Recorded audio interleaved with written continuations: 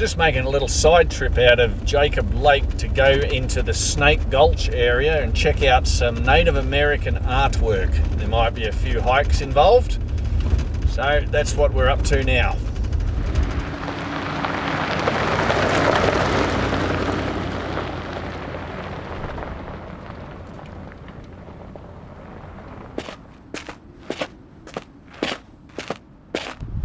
This is the trailhead for the Snake Gulch Trail that'll take us into some pictographs, or as I would call them, paintings.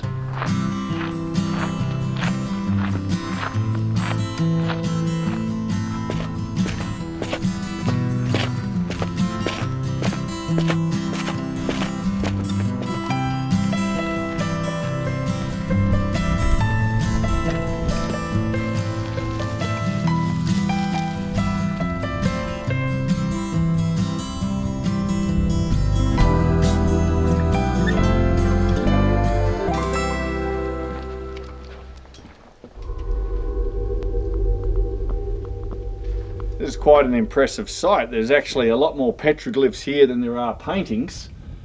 And we're looking at these ones here. I'm wondering if they're deer, if these long horns represent antlers, although some are proposers it could also be bighorn sheep.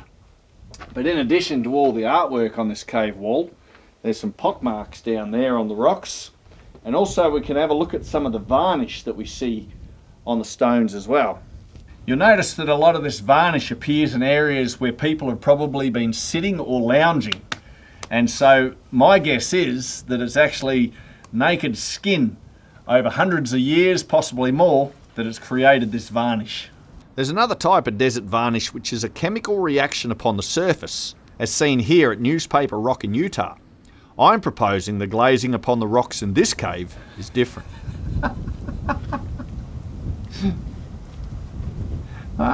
Gotta keep me fresh. Gotta keep me fresh. My best guess for the formation of these pockmarks on the stones is where they've been using a rock to grind seeds into a paste or a flour to be used for cooking. And eventually over time digs its way into the rock.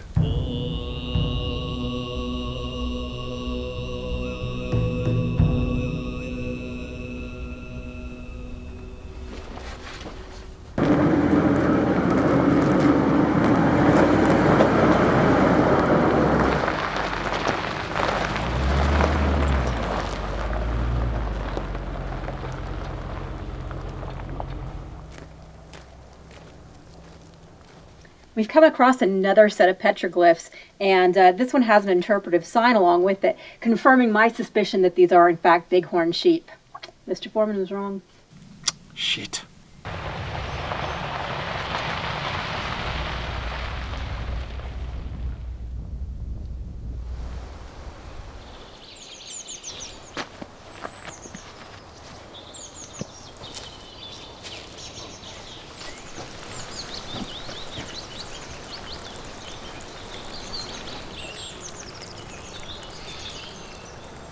You grabbed the water pump. This is great. Every creek and little pond that we've seen's been bone dry and we've got running water here. This is quite a surprise. And the bird life, it's good.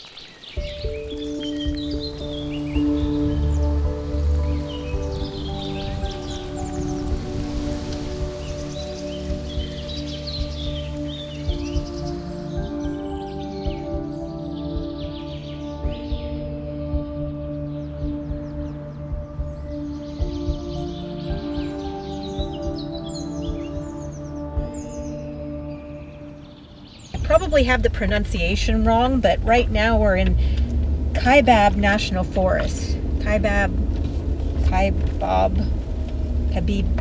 don't know. I'm going with Kaibab. Yeah. Sounds good to me. That sounds legit. Kaibab is an island of high elevation surrounded by harsh desert. Higher altitude climate is far more agreeable, so trees can grow larger and the forest more dense. Prominent species here include ponderosa pine, Douglas fir, spruce, pinyon, juniper, and aspen.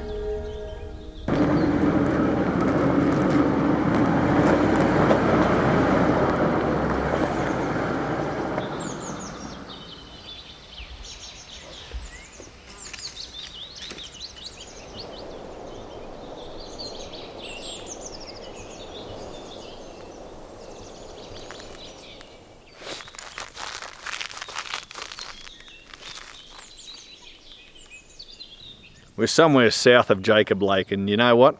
Not even sure if there's a lake there.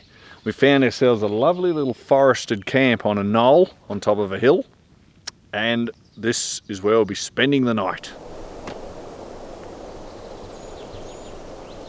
This is the original oxygen sensor that we replaced, and my friend Joshua from O'Reilly's Auto Parts was much more better at operating his code reading machine than I was, and he pinpointed the exact one he felt was causing the issue of the check engine light.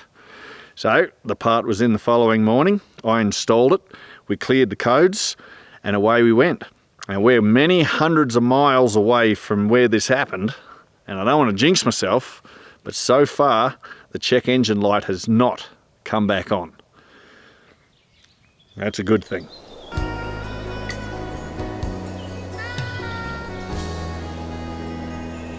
It's gonna be a chilly night. In fact, I've already got my thermal underwear on. So it seems like a really good night for a big hearty meal. I've never cooked chicken and dumplings in the camp oven before, but tonight seems like it's a good night. So I'm doing a variation of an old family recipe, and I'm gonna give it a go.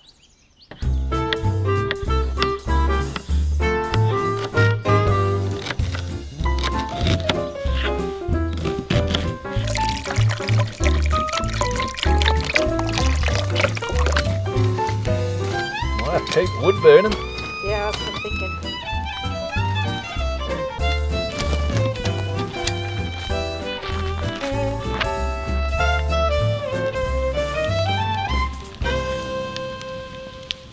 Of course, an integral part of chicken and dumplings are the dumplings themselves. So for that, I'm going to use what my family's used for generations.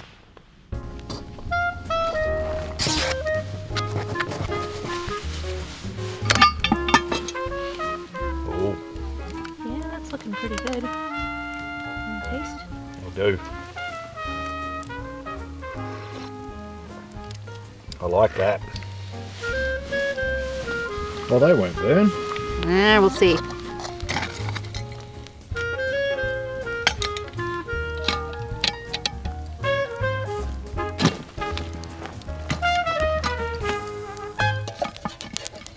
We'll check them in about 10 minutes. I'll put a timer on and we'll see how they're going. Ooh, that's looking pretty good. Might need a few extra coals on top just to kind of warm it up a bit.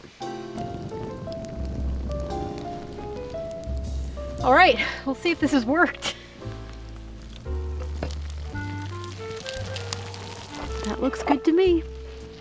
Watch me spill this now that it's done. What did I do with my spork? I thought I saw it in one of the, I thought it was in the cutlery box. yeah, one of the boxes. I think this is a meal made for a camp oven. I don't think I've ever made them better. But the thing about chicken and dumplings is that they just improve with leftovers. Do they? Mm-hmm. That's good news. Get closer to this fire. Oh, don't make it too close, it's pretty hot. I don't know, it's pretty cold out away from it.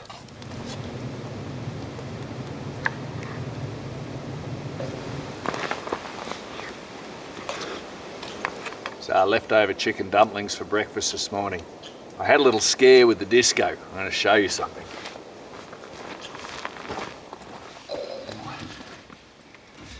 You have a look just under here. You can see all that fresh moisture down under the wheel arch where fresh moisture should not be. And it smells like oil. That's a worry. So in this engine bay, the only thing that could be possibly leaking down that way would be the coolant, and I think it's more likely to come from somewhere else. But a relief was the fact that right here is the jack, and you can see there where the oil's coming from, leaking from that. So that, never good, but it's much better than coming from the truck. I always like to carry 2 jacks. I've been in more than a few scenarios where a second jack's quite handy, getting that truck up to the right level. So there we go, crisis averted. Sprightly inhabitants of these pine forests include the bulky rock squirrel and the acrobatic Albert's or tassel-eared squirrel.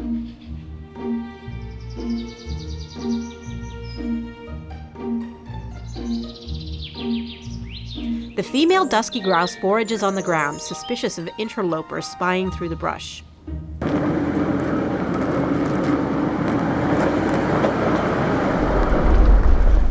So 212 is the road that we're looking for. Must be coming up soon. We arrive at a small hut beside one of several fire towers in the area.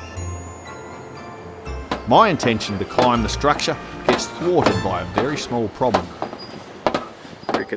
Cricket can't climb these steps. She got a little stuck. There you go, Doug. We're making our way through the forest roads in a general southerly direction. There'll be a few fire towers on this route, but we're heading down towards the northern rim of the Grand Canyon for a bit of a look down there. Summer hasn't seen the Grand Canyon despite being an American citizen, so we hope to remedy that in the coming days. We see aspens with some of their fall colors still evident, though most have already shed their foliage for the coming winter. It's deer season, and alongside the road we pass numerous populated hunting campsites. The number of the latter well outweighs the number of deer we've seen. We connect with Highway 19 at the North Rim Store. Now you've got to get there on the right day. Having seen a street sign signifying the possibility of bison, we encounter an unexpected Arizonian vista of open savanna surrounded by tall pine trees.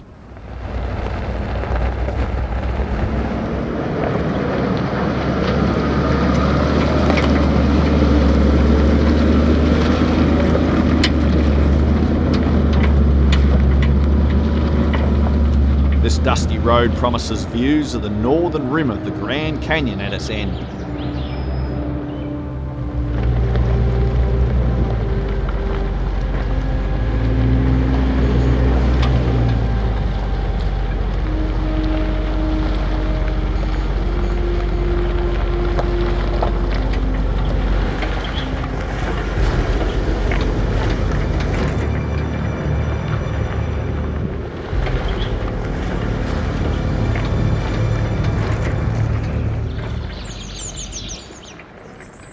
Well, we've just made it into summer's first glimpse of the Grand Canyon, but as you can see, this area around here has all been burned out because there's an active wildfire, which is not really posing any threat, but the area we're in is now currently closed. So we're not going to enjoy the views. We're just going to loop our way back out and find another lookout.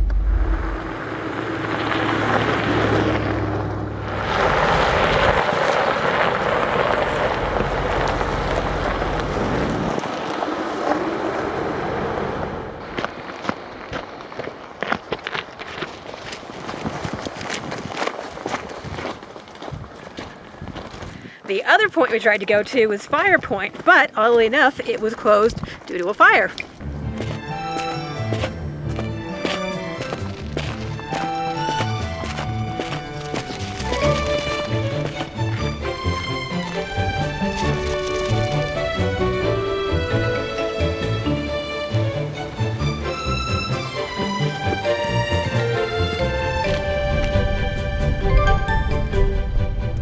That's pretty impressive.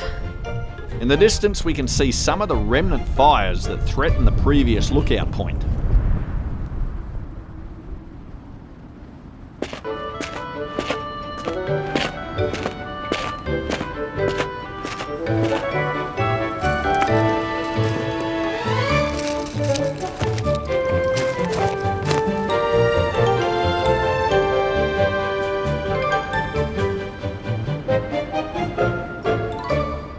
Almost too big to really appreciate it.